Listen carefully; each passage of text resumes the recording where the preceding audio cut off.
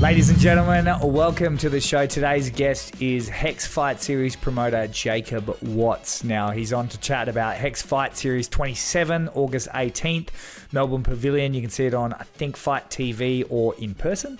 Head on up to hexfightseries.com. You've got Ricky Beechan taking on Randall Raymond for the heavyweight title. You've got Kaan Ofli taking on Abdalla Biayada for the featherweight title. You've got an interim bantamweight championship, Cody Haddon versus Shippen, plus a hell of a lot of exciting pro undercard fights. It's all professional show. It's amazing to have Jacob on. He normally lets us in on a few secrets from inside. Now, Hex Fight Series and Eternal MMA are the two biggest promotions in Australia, and there's really like a little bit of a rivalry picking up, which is great to see. But either way, they're just great fights. And look, we dive into a little bit like the Josh Togo, who's the #1 lightweight in Australia. Why can't he get a fight? Are they going to do a lightweight championship fight at Hex? We've got Kevin Jousset. What's happening with his welterweight, his middleweight championships? What's happening with Kit Campbell, who've recently lost his welterweight championship? His thoughts on the heavyweight championship fight, Beechan versus Raymond. Of course, the Cody Haddon fight, Shippen fight. Why we should care about the names like Jack James, McAuliffe, Harry Webb, Khan Husmek. Like, there's so many guys, and Jacob lets us know on kind of what to expect in the future. He also even lets us in on a little secret as to why there is an interim bantamweight championship. Okay, so there's a little bit of drama, a little bit of excitement brewing in the world of Australian MMA. But the most important thing I feel like is coming up next. He lets us know about the ins and outs of being a promoter, some of the troubles matching fights, and kind of you can feel sort of his passion behind wanting to tell the narrative and the story of some of these fighters. So hopefully you guys enjoy. But like I said, August 18th, Melbourne Pavilion, Hex Fight Series 27. Do check it out. Head over to hexfightseries.com to find out more. But right now, ladies and gentlemen, the promoter of Hex, Jacob Watts. Ladies and gentlemen, joining me on the show, promoter of Hex Fight Series, Jacob Watts. Mate, August 18th, Melbourne Pavilion, Beechan versus Raymond. Like, that's the main event. And then the co-main, of course, Kaan Ofli, Abdalla Biayada, and to round out the poster, Cody Haddon, Shippen for the interim bantamweight title. Now, first of all, just overall, how excited are you heading into the card? Yeah, I'm so excited, Mitch. It gets to this point of every event, 3-4 weeks out, where I just want it to be that night. I'm so keen. As we've been saying, this is the most stacked card that the country's ever seen, like top to bottom, just full of great pro fights. And I just can't wait to see how some of these unfold. Well, that's the thing. It's like, so first of all, how of those three fights, they're your money fights. Of course, we'll go into the other ones a little bit later. And if you're a nerd of the sport, it really is it's almost like an A+ undercard, and we'll go into the reasons why. But those three sort of money fights, those three title fights, what was the hardest one to sort of get going over the course of your tenure with Hex, and which one are you most excited for? I don't really think any of them were that hard. The Ofli and Biayada one was kind of the last one that we had over the line with, we weren't too sure what Kaan was doing, whether he was going to get a call up or not. So that one took a little bit longer just because we were kind of waiting, but they were all pretty easy to match up. The Beechan and Raymond one we matched. We matched like back in April. So yeah. that one was easy. But I think I'm most excited for the Ofli and Biayada one. The two best featherweights in the country, and such contrasting styles. You've got a 6'3" featherweight who's a great striker, and obviously he's great on the ground as well, but he's known for his striking. And then you've got a 5'7", I think Kaan is, wrestler who's got good striking. So it's really like a battle of the matchups in that one. Yeah, I like that Justin Van Heerden's going to jump in the comments and absolutely go to town on you. But it really is those top three featherweights. And it was four at one stage. Like it was Rod Costa, then we saw Van Heerden versus Costa. And that's what I kind of like about this one is you're going to get Kaan versus Biayada. And although any one of those guys could have been signed, I like that we're finally starting to get all these guys fight each other.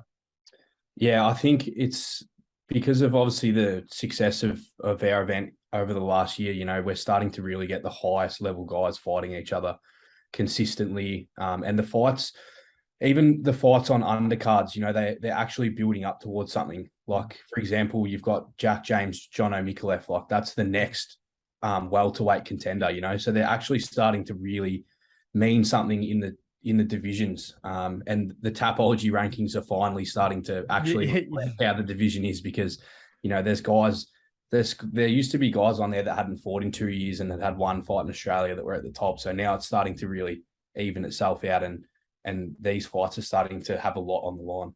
Yeah, and I don't think people realize that, especially especially me and Callum Potter break down fights and whatnot. It's the narrative of Australian MMA. It's not necessarily like who's the best fighter, yada yada, but it's like we are starting to get this narrative where, you know, you're getting almost like storylines, and that's where everyone I think really gets invested. And you more than anyone seem to be really invested in the narrative of Australian MMA.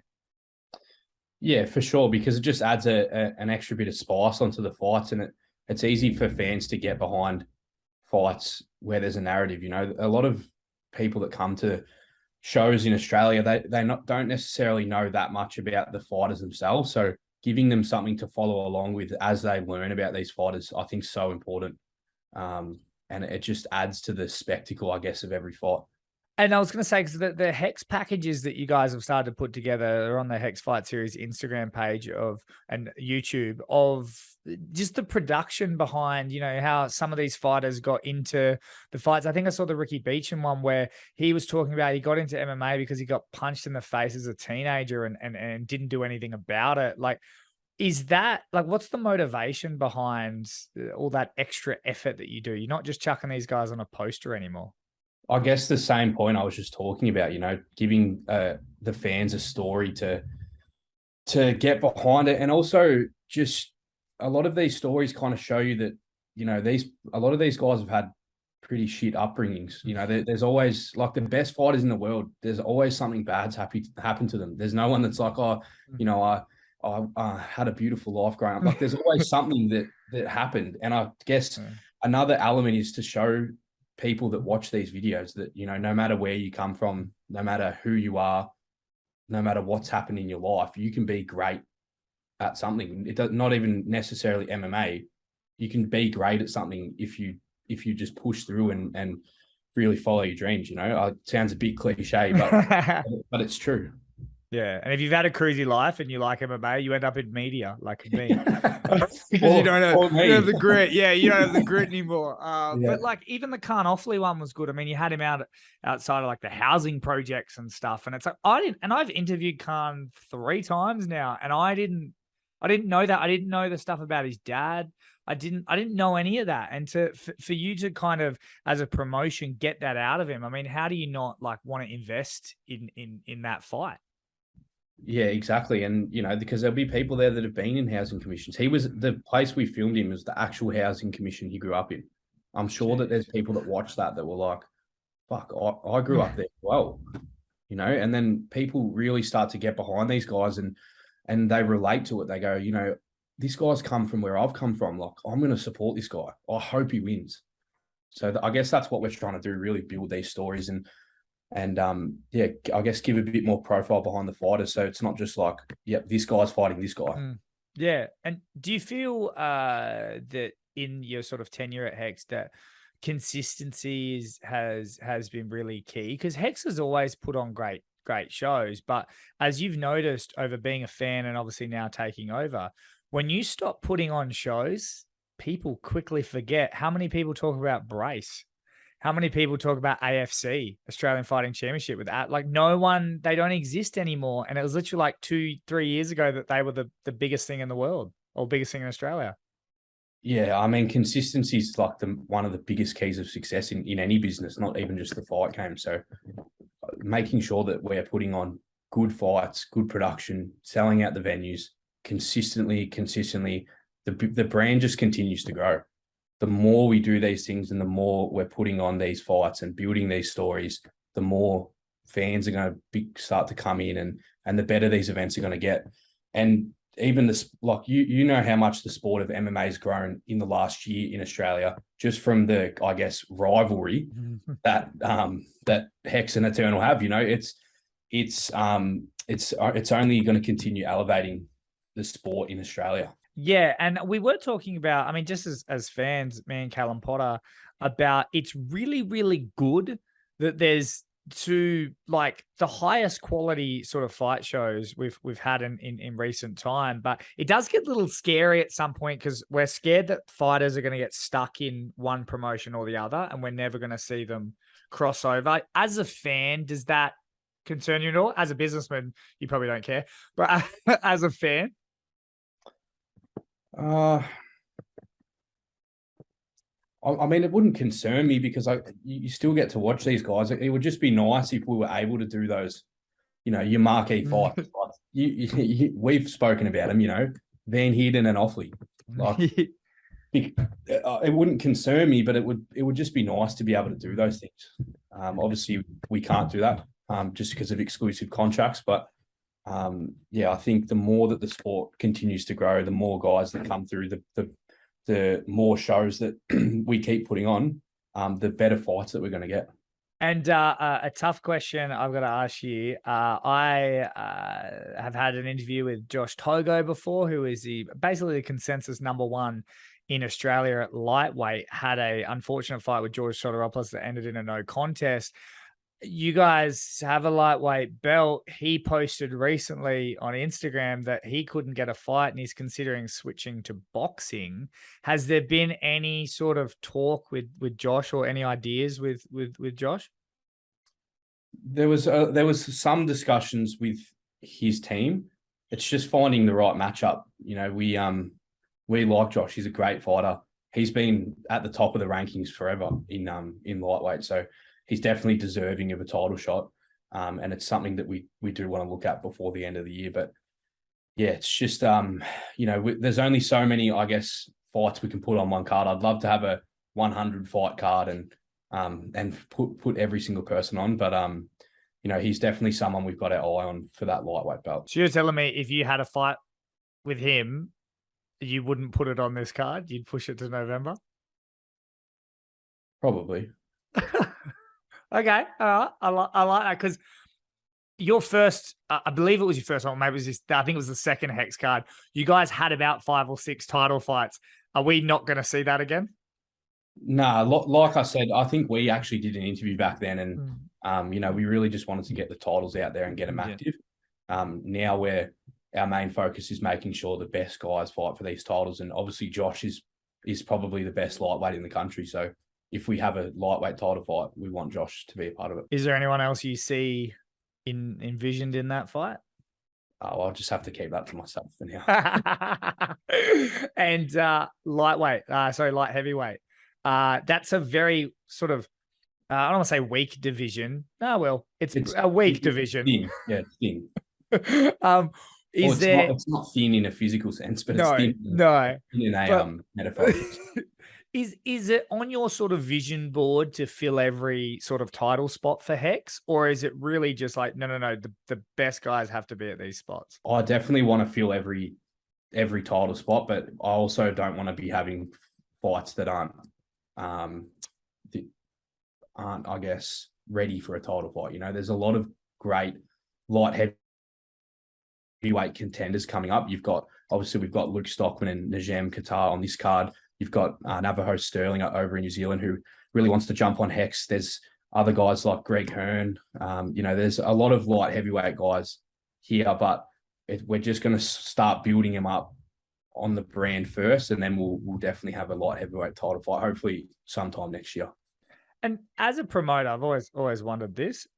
We as fans just jump on Tapology. We look at the rankings. I mean, it's how I guess the Kaan and Biayada fight. But like, how do you? I still owe you $100 for that. But like, how do you actually realize who's next? Because obviously you keep a close eye, as Cam would for, and Ben Vickers would for Eternal. But like, do you guys have like a secret promoters thing when we don't get to see? Like, how do you know who's up next? Mate, I watch every single MMA fight that happens in Australia. Like, I before I'm a promoter, I'm a fan. You know, I go to every show I can go to. I go to. I'm going to Muay Thai, kickboxing, boxing, jiu-jitsu, wrestling, like professional wrestling. I'm going to everything I can, and I watch as much as I can, and really planning ahead. You know, scouting guys that we think, you know, this guy could be ready for a title next year, or this guy is ready. You know, and just watching as many fights as we can, and then also matching these guys on their styles as well. I think matching styles is a big part of matchmaking. So making sure that the best guys are fighting each other, and it's going to be an entertaining fight. I think that's a huge part of it. And you have a little secret committee, you never tell me, who makes all these fights. Do you guys ever not get along, or have you ever had to make a fight that you weren't fully behind? Nah, never. So we have a matchmaker he basically does he does a lot of it for us. You know, he'll bring us ideas. What do you guys think of this? I can't think of a time we've ever disagreed with him. So it's one guy. He's been in the sport for 30 years, so he knows. I'm a nerd. I'm a nerd in Australian MMA. This guy's like Albert Einstein of MMA. You know, he's very smart, and he's great at matching these fights. So yeah, he will just bring us options, and I'm like, hey, perfect, lock it in. Is he like the Banksy of MMA? Like, will we ever know who it is? Nah, he's hidden. Nah, he's a great matchmaker. Okay. I don't want him stolen. Okay, fair enough. Now, taking those, actually, no, I do actually want to go into the Cody Haddon Raja Shippen fight. What is it about that fight that you think makes that one a special one? It's expect the unexpected. You know, it's been a while since Raja's been in the cage, and he's obviously had 2 title fights which have been cancelled. One being his opponent, one being him getting injured. So I think any time that Raja steps in the cage, something crazy is going to happen. He's got 2 spinning elbow knockouts. His style's so fun, and he's a veteran. You know, he's had 31 or 32 pro fights, and then you've got the consensus, like, I guess, biggest prospect on the Australian scene in Cody Haddon, who's just an absolute animal. So it's one of those ones where I say this all the time, but I sit there and I'm like, I can't pick who's going to win. I have no idea how this fight's going to go. It's such a hard one. And you don't have to name names because you wouldn't anyway, but is there a guy that is, I want this name of this guy, but not the guys that turn him down, but is there a guy that is the hardest person to match? I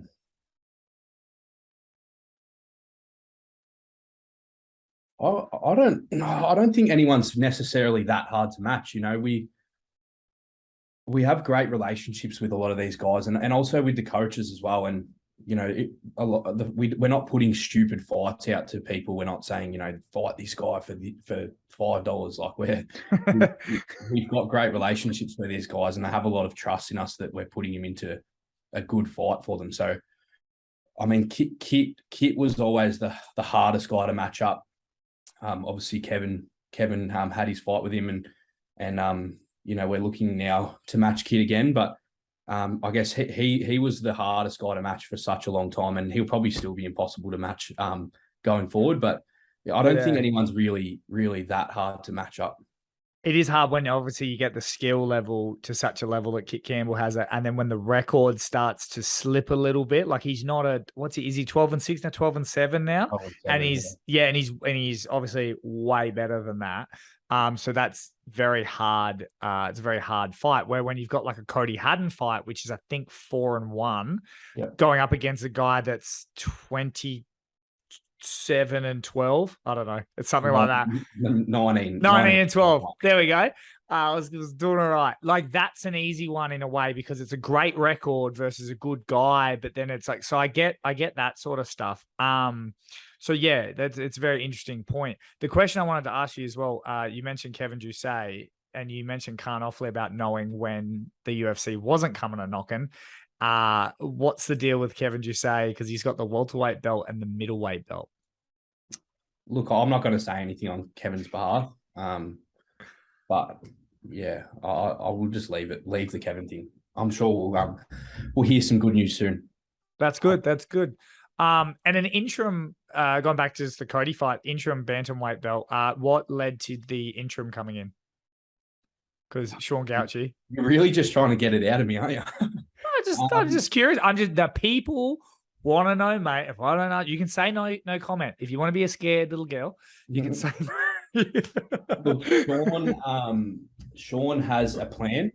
Okay. And the plan, I guess, allowed us to do an interim bantamweight title fight. There's a plan.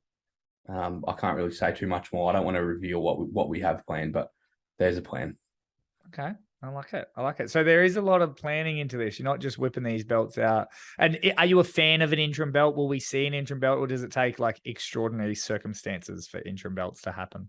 Yeah, I think it takes extraordinary circumstances, but I also think a fight of this magnitude, where there's an opportunity to do an interim belt with a fight this good, will do it. Because then you've got like the number one guy who's ready to fight the champion. So like I said, it all will be revealed soon. But I think with a fight this good, it's a kind of a no-brainer. Okay. And take the title fights away, the fight you're looking forward to the most. I personally am looking forward to the Harry Webb Husmik fight. I think that is, if you know anything about MMA, that is probably the best fight that isn't got a main event card just yet. But personally, for you, what's the fight? Yeah, look, I'm in the same boat, but to go a different way, I'm also can't wait to see John O'Micallef and Jack James. It's such a, I guess, a step up for both guys. You know, they're both really high level prospects, and it's a step up in competition for both of them. So it's going to be really interesting to see how Jono deals with like a big, strong grappler. Obviously, Jack's a black belt, and then how Jack deals with Jono, who's good on the ground and such a long and dangerous striker. It's definitely a big step up in competition for both of those guys. So that's outside of the Harry Webb and Kaan Husmik fight. That's definitely another one that I'm really excited for. And this is a question I sort of asked you event to an event, but what do you want to fix from the last event going forward to this event? Did something go wrong production-wise, in the back, in the cage, the canvas? Is there anything that stood out to you that you go, we're going to fix that for next one? No, nothing really, like nothing went wrong. You know, you've always got little things here and there, like fights dropping out and all that, but we've got a brand new production team that have just come on for this show. So just elevating that to another level. We're just going to continue each event to elevate and keep growing and keep getting better. And this time it's production. Okay. All right, mate. Well, I'll nearly let you go because you're being very secretive today. I'm going to have to get you a little bit tipsy before we have our next interview. Why? I'll give you this one. Why should the public buy tickets or watch it online? Because you are going to see the most stacked card Australia has ever seen, the only all-pro show in the country, the best fighters, the best fighters that there are, with some massive implications for the divisions in Australian MMA, and just to have an amazing experience. One thing we really focus on is making sure that all of our patrons have a great night. It's not just about the fights, it's about getting out with your mates, having a good time, letting a bit of steam off, and watching two guys punch each other in the face. So I think that's why a lot of our fans come back to the show. Oh, one thing I will say, and I'll say it publicly, you need to get like porta potties or something, because that toilet line got pretty long. That's all I'm saying. It's hard when there's over 2,000 people in the venue. I know. It's a weird one. And I think they're all using the bathroom. Now, just hold it in mutual. Mate, August 18th, Melbourne Pavilion, Hex Fight Series 27, hexfightseries.com for tickets. How close are they to being sold out? Seriously. Yeah, there's about 150 left online. So yeah, very close. You know, you've been to the show. You know, we sell it out. It's packed in there. Yeah. Big things ahead. Do I still get 2 to give away? Yeah, you get 2. I'll give you 2. Yes. Yeah. All right. But you have to post the results to your story that you put up the other night. Which one was that? The comparison, the poll. Okay. I'll do that. You know what one I'm talking about. Mate, you're the one telling me not to stir shit, and here you are saying I'm not stirring. I'm not stirring. I'm just saying. I'm just saying that you did post a poll. Yeah. Okay. All right. Hex Fight Series 27. You've got your 2 tickets. All right, mate. Take it easy. I'll let you go, and I'll see you next time. Thanks, brother.